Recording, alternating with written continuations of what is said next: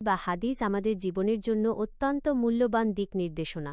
আপনার জন্য নিচে গুরুত্বপূর্ণ এবং অনুপ্রেরণামূলক দুটি হাদিস উল্লেখ করছি। কাজের নিয়ত বা উদ্দেশ্য।